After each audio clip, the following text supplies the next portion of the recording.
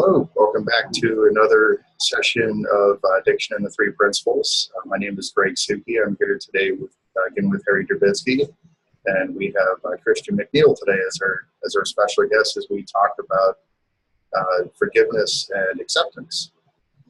And I'll go ahead and start. It was probably a month or so ago, I kind of had an insight or something around forgiveness and acceptance, where I saw that forgiveness is more of an act of being a victim, because it means that you had to have been wronged by the other person, that there's more of an intentional thing there.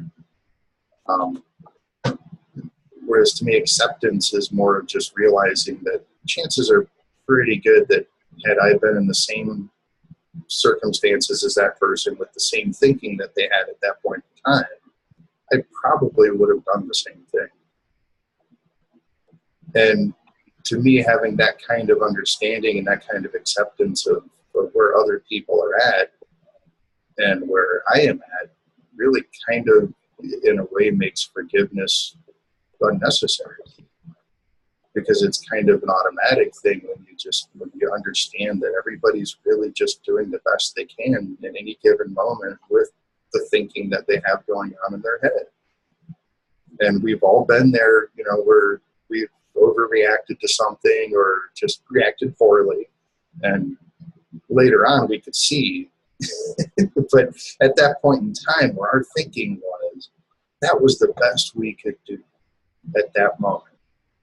And it made the most sense. So what I'm talking about isn't about hindsight. It's not, well, looking back, I could see I could have done things better. But at that moment in time, I couldn't have done anything different. So there's a beauty to that. There's an innocence to it. And when I find that acceptance with myself and other people, forgiveness just doesn't even really seem to need to cross my mind, because it's automatic. What do you think about that, Harry?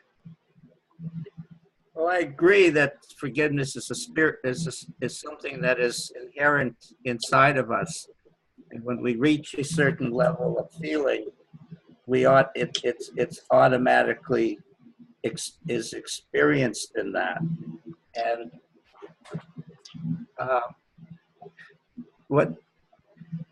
when I read Sid's material, I always find an ironic moment where I'm thinking about something which may include lack of forgiveness, and after I read it, my feeling has gone up, and all of a sudden forgiveness is automatic. It's not even a factor in this negative scenario that happens.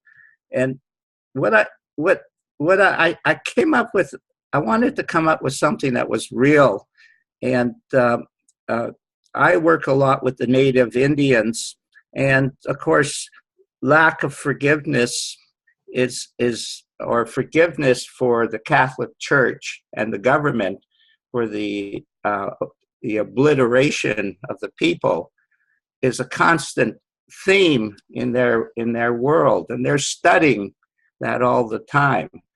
And when I was in London, because I'm Jewish, I visited the rabbi, and his brother, who was from Israel, asked me, is there anti-Semitism in the world, in Canada? And I said to him, I actually haven't experienced that. And he was shocked. He was totally shocked, because in his world, in Israel, that's always on his mind. He's always thinking about that. So for him, it's a reality. And he was actually insulted that I would say, no, I haven't experienced that at all in Canada. Or actually, I haven't experienced it anywhere else either. And so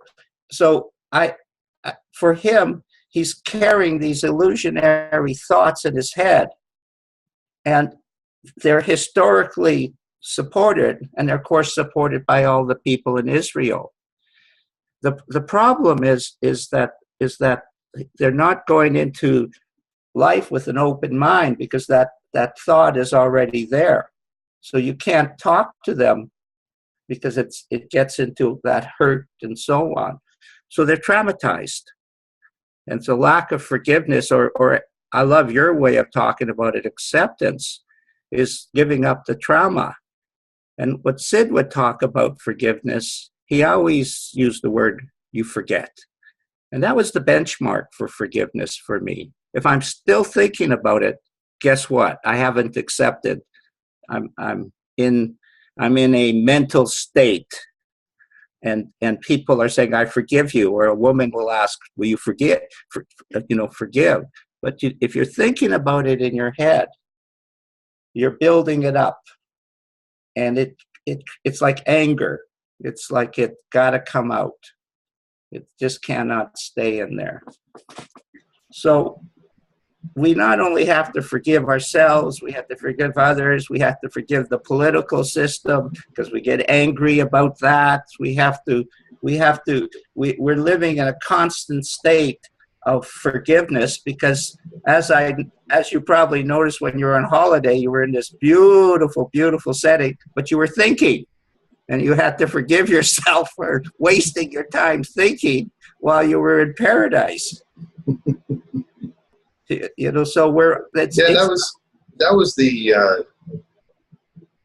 that's something I like about being out in nature, though, is that it helps me to let go of my thinking for at least a short period of time.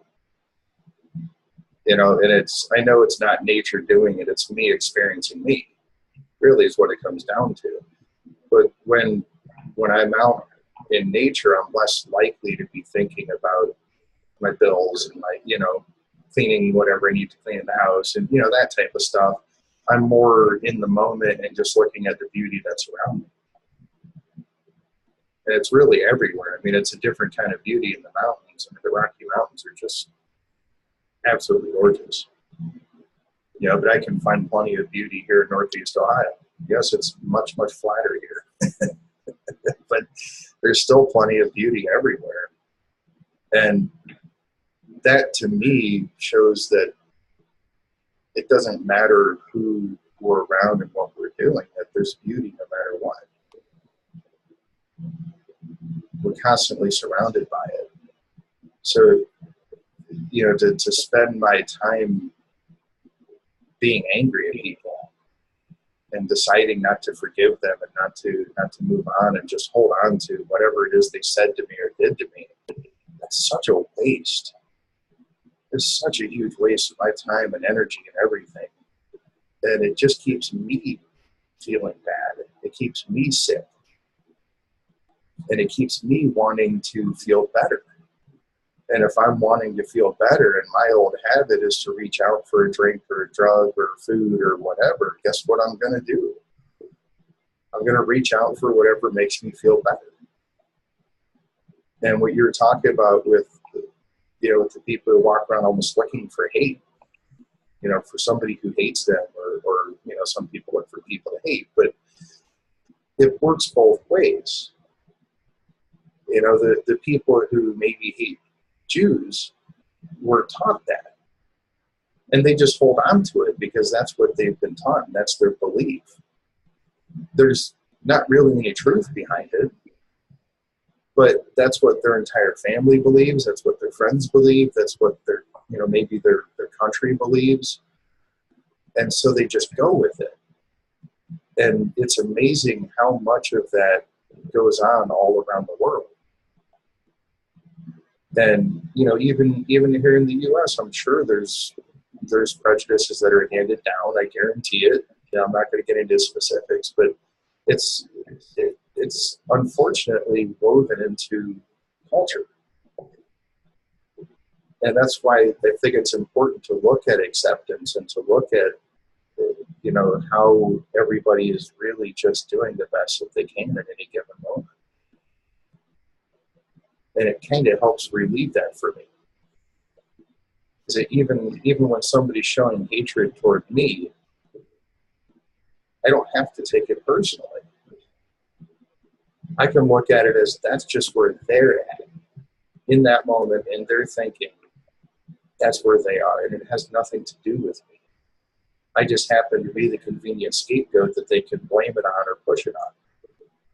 And for that moment in time, it helps them feel better. And so even hatred can be a form of addiction. We can be addicted to hating people and ideas and religious ideas and political ideas and whatnot. And it becomes this source of power. It's imaginary. We made it up. It's not real power, but it becomes this source of power. And suddenly I feel more powerful. I feel better because I can put that person down or that group down. And that can definitely become an addictive thing. Anything can. It was just, this trip, it was pointed out to me by a really good friend that I'm addicted to struggle. I hadn't even considered that as being something that you could be addicted to. But yet it makes perfect sense. Now that she pointed it out and I look back, it's like, oh, wow, I really am addicted to struggle. I tend to choose friends who are struggling. I choose, everything and everybody around me that I place around me involves struggle. And it's so amazing to look at all these different things that we can really latch onto. I'd love to hear from Christian. I know she has some really great views on this. Thanks. Thanks for inviting me and really what you said is quite inspiring and has kind of kicked something off in my head. And I was thinking about at the point that I came across the principles, which is about 7 years ago, I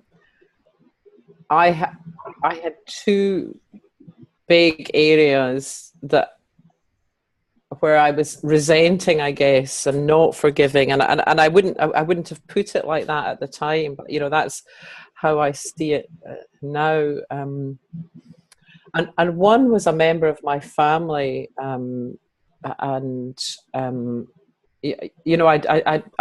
at this point I'd been sober for over 20 years, and I'd done the program and so on, and I just couldn't get past that this person had really hurt me and actually, wanted to continue to hurt me as I saw it at that time. And it didn't make sense to me, it just did not make sense to me to kind of forgive. And that seemed like a stupid thing to do if I thought about it, or, it was like I could, you touched on that expression, they were doing the best they could with what they knew at the time, or the thinking they had at the time. And I could see that must be true, but it didn't bring any relief with it for me, because I thought their best was appalling, and how could they not know better? and I also thought that I was still paying today for what this person had done to me in the past. I really believed that. And like you said, Greg, what happened after I came across the principles was it just effortlessly changed for me. I haven't really done any, working on it. It's been a kind of byproduct of insights into other things, and gradually I saw. I really got with meaning, with an impactful, insightful level, that this person had truly been doing the best they could. And it meant something as opposed to just words that I was giving lip service to. And immediately there was like a dissolving of some burden. And then there was another stage where I really kind of deeply had compassion for them. I saw that. And I'm trying to be anonymous because I know this is I know it can be irritating, but I know this is a tape that other people might see. But I really had deep compassion for this person, and I really saw, kind of with feeling and with empathy, what they had gone through as a child, and it was very painful. Really, really painful, and that person has since died, and the extraordinary thing is that the relationship and the love that I feel that's replaced that resentment and hurt and everything else has continued to evolve, because the next thing that I saw was something quite uncomfortable.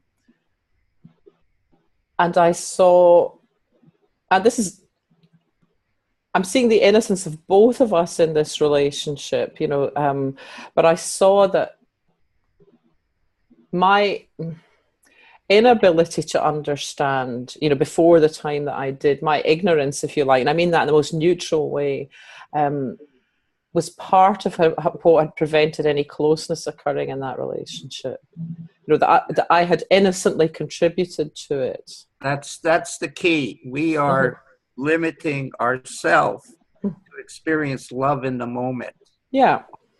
And so without making it a thing that of regret, but I saw that had I had the insights, those fresh insights at an earlier stage, there might have been an opportunity for a very different relationship while that person was still alive. And as I say, it's not to beat myself up or find something new to be unhappy about. It was just clarity.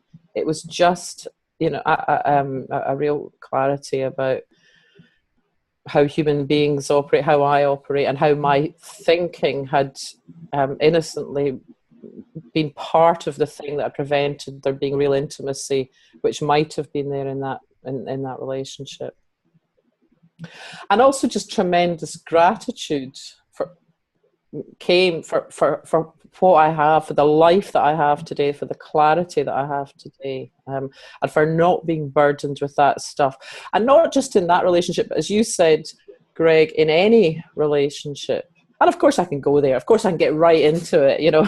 but I fundamentally know that nothing and no one outside of me has the power to create any feeling in me. That is always a reflection of thought in the moment, and that's all. And I think, if you know, knowing that, even though I can get completely caught up, and you know, I'm the mother of kids, you know, they're in 21 and 22, and you know, we can get into family arguments and all that stuff. You know, this is not like some kind of serene Zen kind of house or anything like that. But all of us, I guess, know that ultimately the only thing that's real is love. There's only the love is real, and the other stuff is just, you know, bullshit that you get into. And it's just thought. So that's a tremendous freedom. And there was another thing one of you said about, I don't know, come back to me. I can't recall it at the moment. One of the things, Christine, that I notice for myself is sometimes when I'm jealous or insecure, I start to think about a person. It's all bullshit, but I create a world. And what I love about it is it creates a feeling that becomes so negative so quickly, because it's coming from jealousy and insecurity, that I all of a sudden, luckily, because I understand what the essence of truth is to a level, I let it go, and then I see the beauty. All of a sudden, I say, "Oh my God, that person is so beautiful." And all that it was created from was my own jealousy or my own insecurity. And I just find that my own weakness seems to create situations where I can build it as big as I want. And I suppose that's what people without the three principles are living in, is they're creating false illusionary worlds all over the place of what they're living in. And if they talk it too much, of course, it becomes the reality they live. Would you say, Mark, that was true for people in the recovery center that we work in? Can't hear you. You have to unmute yourself. No, you're unmuted, Mark. Okay. Yeah, absolutely. Yeah. So nice to see them waking up, isn't it? In the meeting there. Unbelievable. They've been so caught up, like the lady whose father was a psychiatrist and had totally ignored all the disharmony in the family and just brushed it off. And this is an acting psychiatrist who brought up his kids in this repressive manner, and anyway, just getting back to what you said, Harry, I agree totally. That was a good example, Mark. I like it's a good example. Yeah, yeah. But yeah, in working in the recovery center, Christine, it's noticeable that they are creating these worlds, and they feel guilty about it. They feel, they haven't learned what Greg has seen, which has allowed him to walk harmlessly in the world and let go of many of his thoughts. And the psychological innocence that is experienced is beautiful. I'm so glad I'm psychologically innocent of what I'm doing. Thank goodness. Phew. Oh, it'd be a lousy world if that wasn't there.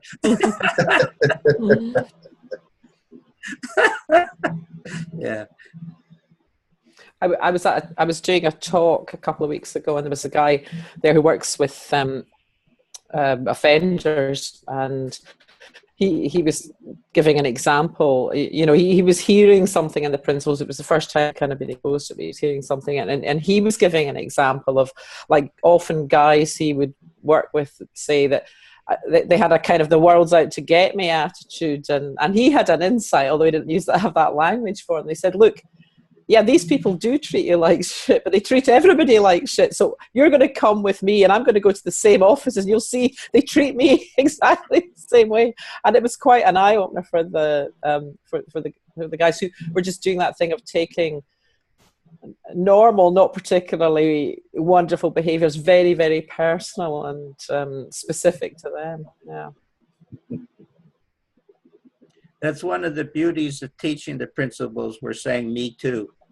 And that resonates with everybody, because we're not special. We're not talking about that we know more than they know. We're saying it's inside them. And what you're experiencing, we are as well. And when the truth comes out, or the insight comes out, we're the student. That's the beauty of it. That's what I love anyway, is what I learn through the experience as I watch the other people grow. I guess that's the power of forgiveness and acceptance. Yeah.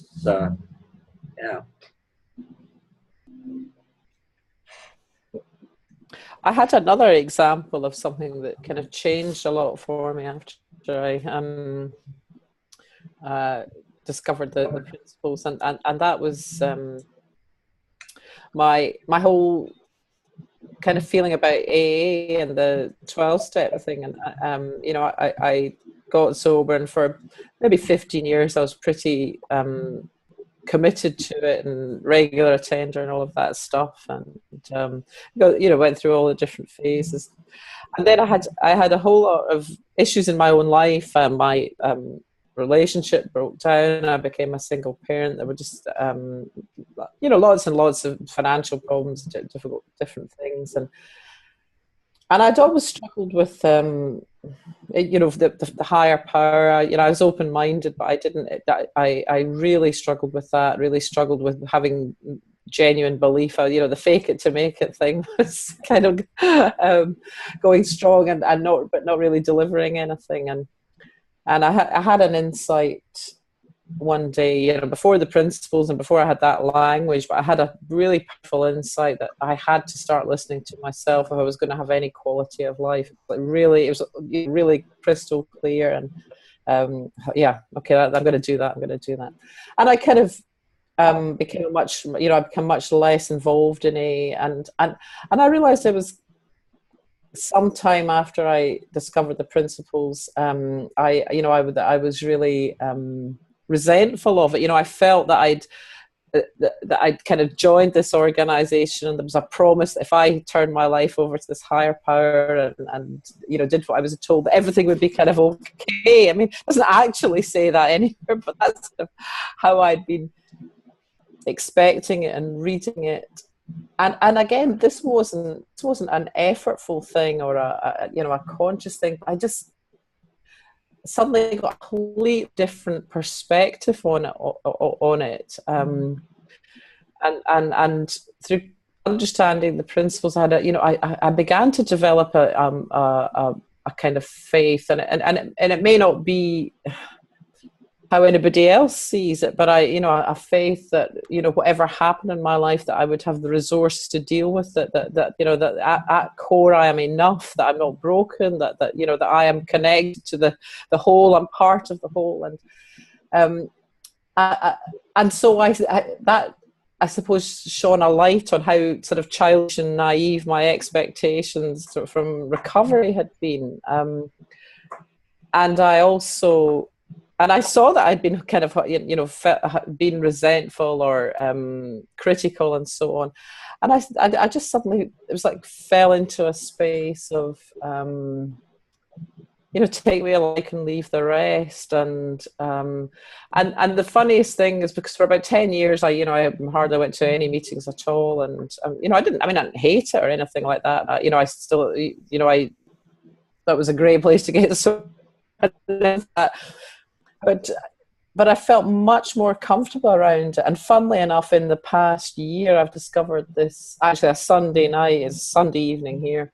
I found this Sunday night meditation meeting, and it's just got the most incredible deep feeling that people just fall into. I mean, literally, you go in the room, and the setup is they have 20 minutes of, someone speaks for 20 minutes, and then 20 minutes of open sharing, then 20 minutes silent meditation. And, you see so many people right from the word go just going to that kind of zonk, place, that very sort of trancey state that you often see at a Three Principles event. And it's that same, just a lovely, kind of feeling of connection and renewal, very warm, very friendly. And I thought, isn't that funny? And that whole resentment and that I was holding on to is just, melted away, and just seems absolutely ridiculous now, really, really, really ridiculous. So a nice, and what I love about being involved in this is that it is so effortless. You show up to something like this, or you have a call with someone, or you go to an event, or you try and share it with someone, you work with someone else, and the change happens, the evolution occurs without any effort, without any, it's so gentle and loving and connecting, That's beautiful. Quite astonishing. Beautiful. I think beautiful. Part of that comes from, with that acceptance of who I am and where I'm at, just allowing myself to be where I am. If I'm, in a funky mood, I'm in a funky mood. It's just where I am right now. It's not permanent. It doesn't mean anything. It's not personal. Mm-hmm. It's just where I'm at. And it'll pass. Then I'll get back into a different mood. And I may like that one better. And I don't label my moods anymore as being good or bad. They're just more or less comfortable. They're all good. They're all exactly what I'm supposed to be feeling in that moment. And it's a direct result of where my thinking is. So if I don't like how I'm feeling, then I should probably look at what I've been thinking. I mean, really, it's that simple. It doesn't make it easy, but it's simple. And there's a beauty to the simplicity of this. And the fact that there's really nothing I have to do to fix anything, because nothing's wrong.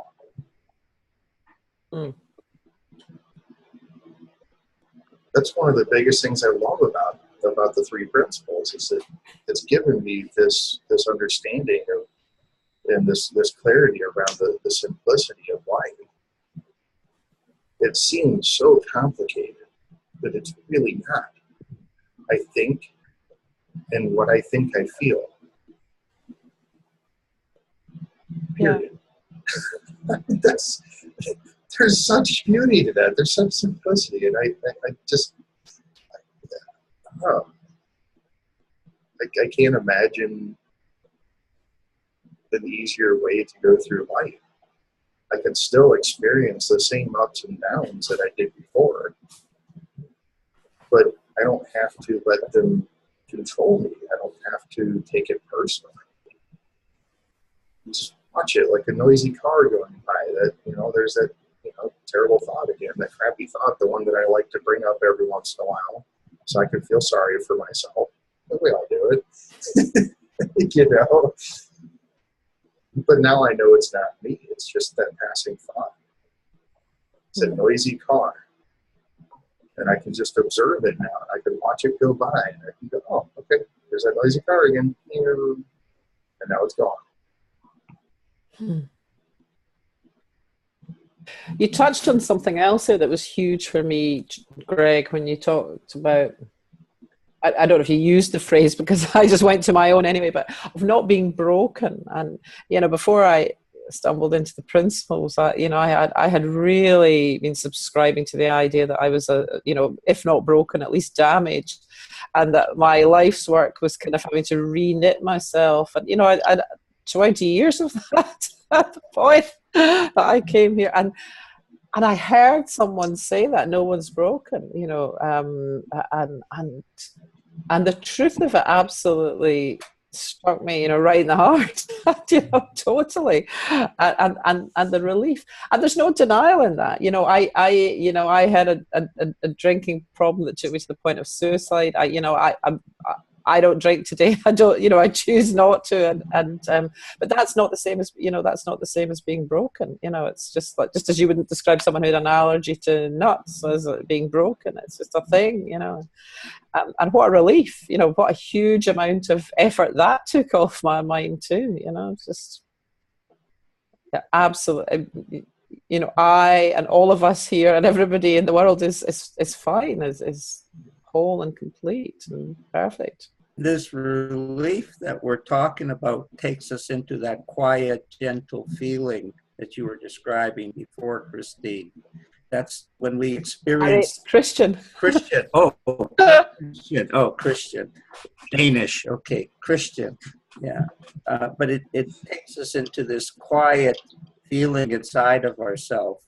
And when we step into that, the world transforms. And so we feel the spiritual power of what we actually are, the reality that we are actually living in. The problems and all the things, of course, are interfering with our way of seeing the truth.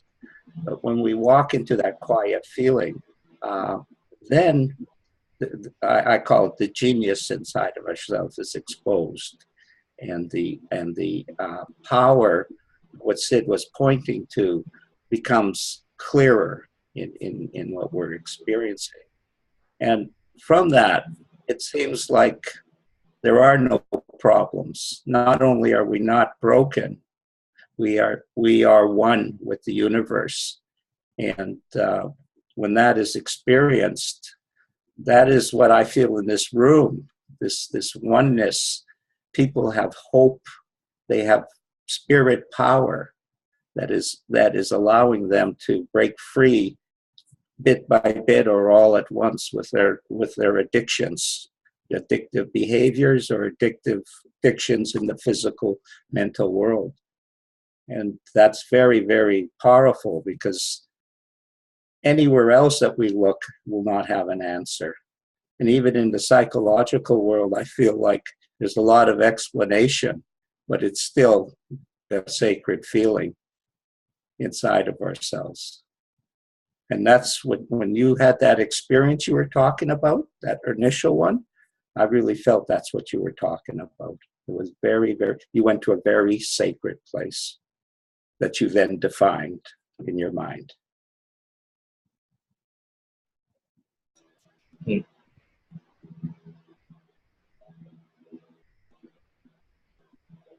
Scott looks like he's just about ready to say something here. Talking to me? Yeah. You look like you had something on your mind there. Oh, I'm just sort of off in my own mind right now. Thank you. At this point, sorry, Greg. No, you're good.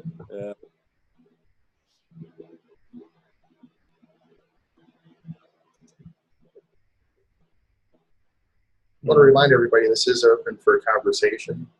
I just have people muted to cut down on background noise, so either feel free to unmute yourself, or in the participants tab, you can use the raise hand feature and we'll get your work in.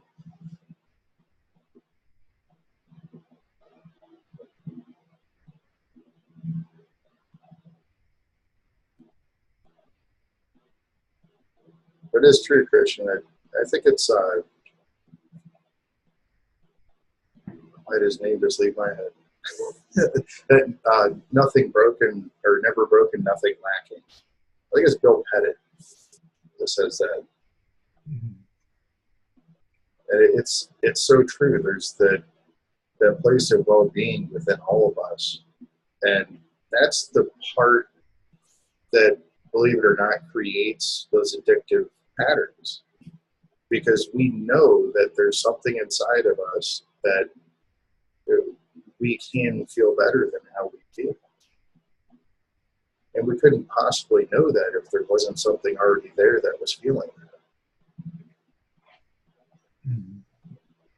So we're just the fact that we would reach out for something to feel better means that we know that we can.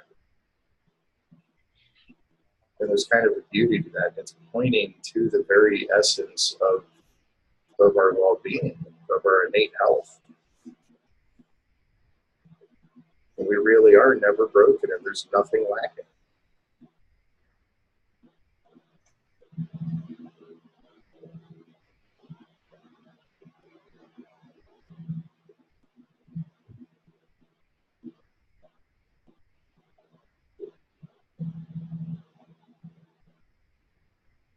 Harry, I don't know if you know you're muted.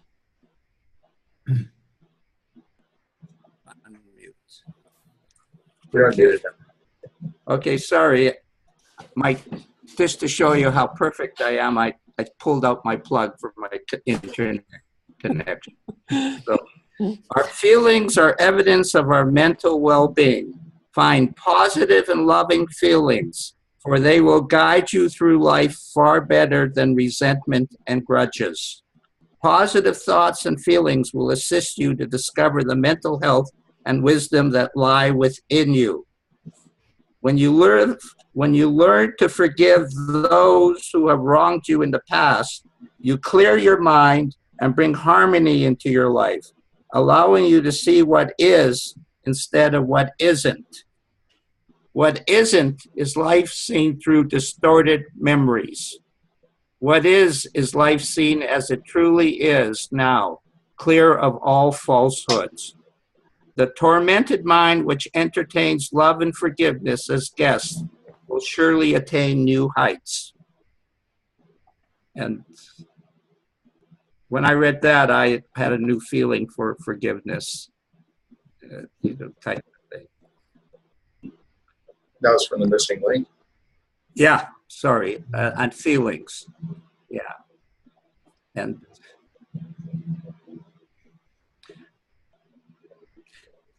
Tanya, I haven't heard from you for a long time. We want to get a little more of a discussion going on here. Maybe you could say something. Hi. I'm just totally content listening, really, at this time. But it's good to be here and hearing you guys. Okay. Well, you have been enjoying yourself a lot lately, haven't you? I have, yes. Well, are you saying that because of the pictures? Well, just the general feeling I have, that I've seen about you. Like, I like what Greg and you are doing. You guys are enjoying life.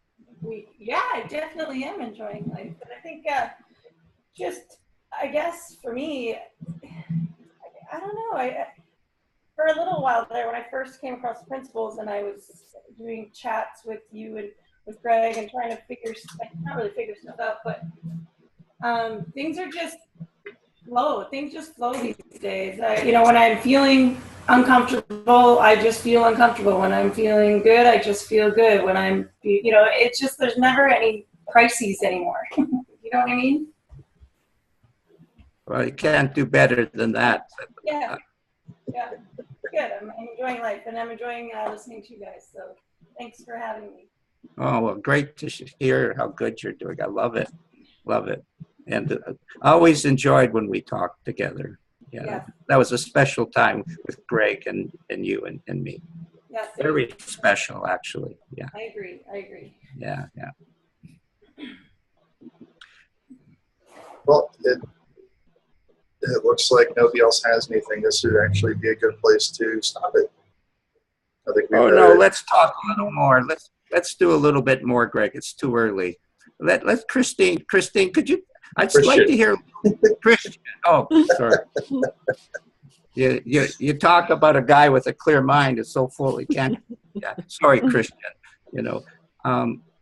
Tell us a little bit from your own perspective. 29 years is a long time, and a little bit of how you what glimmers you saw that freed you from this.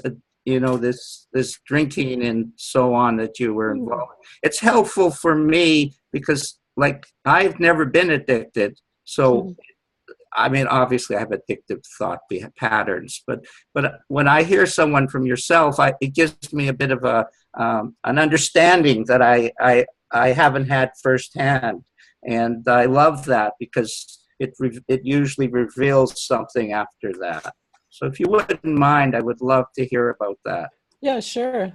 I'm happy to. So I was one of those people who started drinking when I was about 13, and it just went. It was never particularly normal, and it went until just my mid to late 20s, and then and it's funny because I was, what happened to me. I really didn't want to stop drinking. I really, really did not want to stop drinking at all. But I did want my life to get better, and I knew a bit about what AA was about and sobriety, and I so didn't want that. What I wanted was to get to have a sort of normal life and not get into the terrible trouble that I get into. And it was a funny thing because in many ways my working life was pretty okay. I could cope with that, but it was my emotional life that was a disaster. And I mentioned before that I had these terrible lows. And it's funny because everything now makes sense in light of the principles. Because I would notice that I could actually be suicidally low, one night, and then the next day it was as if that hadn't happened. And that, at the time, that made me feel madder than ever, because I kind of thought, if I'm going to be this low, I should be this low for weeks on end, But I now see that kind of up and down thing is exactly what we talk about in the three principles, that, it's just thought and feelings are just doing their own thing, that we're just the recipient of them. Anyway, it reached the point where it really got out of control the more I tried to control it. And I reached a point where I really made a kind of disgrace of myself one day. And, I went out, it was just before Christmas, went out for Christmas lunch, and I was supposed to have a nice afternoon shopping with friends, and I just couldn't stop drinking. I was absolutely smashed and, just an awful state. And it was one of the, I don't know what it is about mirrors and shop windows, but I caught a sight of myself late that night in a shop window, and I thought, so just that moment of reflection, literal reflection, seeing myself and hating what I'd become. And I somehow got home, but it was like at that moment that there was a sort of surrender. I thought, I just can't do this anymore. I'm willing to go to any length. Maybe I didn't use that phrase, but that was the sense of it, to do anything for my life to get better, including giving up drink. And the strange thing now, again, you can only know it, you can only see that it's true in hindsight. But that need to drink was removed from me in that moment. Because up until then, I would make resolutions to myself, and a few hours later, I'd be in the pub having a double, smoking, sitting on someone's knee, that kind of thing. It was a moment of grace. But I only know that sort of looking back because it was effortless. so I didn't find myself automatically drunk when I didn't intend to meet, and nor was I fighting it. It was just like that was removed from me. That compulsion was removed. And I think, you know, I always consider myself a person of virtually no willpower. So thank God it happened that way, because, you know, I wouldn't have been able to fight it. You know, I know that sounds pathetic, but it's just the it's just the truth. Because in, you know, in later years, I had, you know, and actually before that, I'd had issues with food and cigarettes and, you know, all of that. And it has been those moments of grace that have enabled me to change, or, you know, or insight, clarity, miracles, you know, whatever you want to call it. But today, you know, I just think that's I'm saying just, you know, that every moments like that will come to anybody, I believe, if you're open to them, if you're willing to have eyes, if you're, you know, willing to hear, willing to you know, sort of take what's on offer.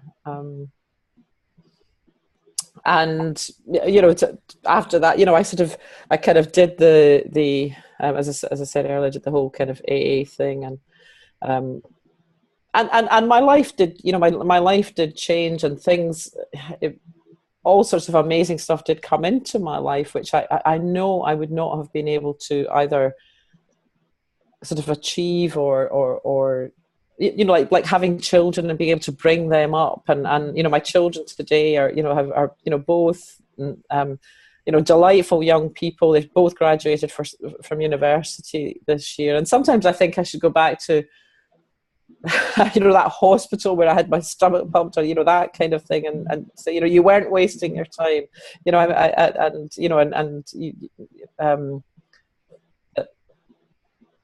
you know, change is possible, miracles are possible, you know, anybody can, there is another way to be. But for me, what it feels that the last few years of my life are beyond doubt, you know, just the sort of consistently happiness, and it's been the combination of, you know, being sober and the stuff that I'd learned and had occurred to me while I was in AA, and the understanding of the principles, that it really was a missing link for me. The thing that changed it was the understanding, this thought feeling bit. You know, I had some understanding of a voice within that. You know, I've spoken about having had insights in the past, but I was still, what I was looking for life or the higher power or God or whatever to do for me was to sort of make the crooked places straight, you know, to sort of to kind of take care of business on the outside. And once I saw that what's really on offer here is something even more powerful than that, and it's the capacity and the absolute certainty that it's possible to be at peace in the face of anything. For me, that's totally priceless. And I did not, you know, I really discovered that, heard that for the first time when I you know, when I came across the principles. And sometimes people say that, you know, what Sid was, you know, what Sid saw and what he was talking about is the same as teachers everywhere. And for me, that's not true. You know, I think he saw something. I've never heard anybody else or read of anybody else who had that kind of 100%. That our experience is 100% created by thought, and the freedom and the implication of that is vast for me. So it has utterly changed my life, and it's, you know, it's unrecognizable today. Well, it's not. I mean, it's almost the same from the outside in some ways, but inside, you know, that you spoke earlier about jealousy and insecurity, Harry, and I was plagued by that. I was really plagued by that, and again, it was because I truly believed that I couldn't have the things that other people had, and it wasn't so much material things, but say things like a happy family or a happy relationship. I truly believe that I couldn't, for whatever reason, I couldn't have them. And that because I couldn't have those things, I couldn't be happy. It's all very convoluted and ridiculous. And today, I know that my level of happiness is completely independent of what's going on, and that it's more likely can make better decisions and better choices and have nicer relationships or nicer connection with people once the inside job is sorted out. But now that the idea of being jealous or insecure, of course it can come up from time to time, but it just isn't. It is no longer a sensible or doesn't make it. It no longer seems true to me. It just seems ridiculous. Your story resonates of our theme. The forgiveness which just poured through you in the spiritual explosion of changing you totally. You could feel that you have forgiven yourself totally for what you were in the past. We're all walking with scars that we. And what is amazing with the three principles is the scars have been forgotten. The pain, who we were, it was a ghost of who we are now. And I mean it, your story just resonates of natural forgiveness within yourself. And it's beautiful, beautiful story.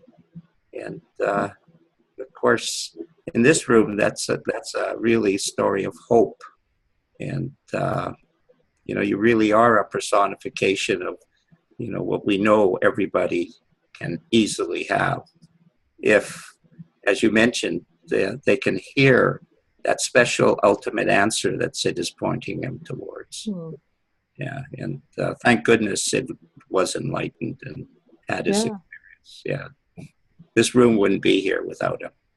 I know that. I wouldn't be here without him. There's no doubt about it. And when I heard Greg's story, which is amazing story, what happened was when he had already had this huge experience, huge insight, and it cleaned himself out. But then he had a language and a way to keep growing within what he had seen. And of course, he's found that it isn't just a snap of the finger, as we all have found, but we have come to grow to love our lives, and that's a wonderful thing. Wonderful thing. And your message is so heartfelt. I really want to thank you for that. Oh, thank you, Harry. Can I say one final thing? Just when you talked about gratitude, that's another thing that's completely shifted for me. It's no longer an effortful thing, but just sometimes, frequently, probably every day, I just have this little sort of bubbling up, and I might just be, walking to my car, out for a walk or something, and I just think, God, I love my life. I love my life, and it's so different from that kind of gratitude list force type of thing, just that spontaneous joy. Yeah, and it brings such treats. Such unbelievable treats. Yeah. Life is beautiful. Harry, am I unmuted? Yeah. So, I think what we're pointing to is that we all know that we're talking way beyond just realizing that it's thinking and feeling, but that we're looking at the spiritual. We're really recognizing what we really are. And you looked in that window and saw yourself, and you knew you weren't representing who you really were anymore. And we all know somewhere in our core who we are. Like when we see Herbie at the recovering addict meeting coming alive, the Indian fellow who would look down at the floor all the time, and we see him, his life is coming back into his face, and he's smiling. And to see people reconnect with their true spiritual, that's what Sid really discovered, was pure mind, what God really is and what mind really is. And it's just, he explained how we come into this life and experience this life, but we're spiritual beings, and that beautiful feeling of being spiritual, is the cleanser, I think, that recognition. Yeah. And from Herbie, who looks like a down and out, whatever your image is, he said, don't dwell on your thoughts. Yeah. Wiser than anybody. Yeah.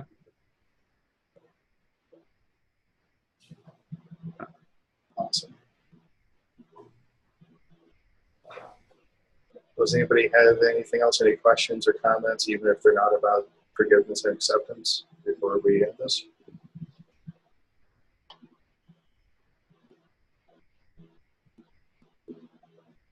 Well, this has been fun. Mhm.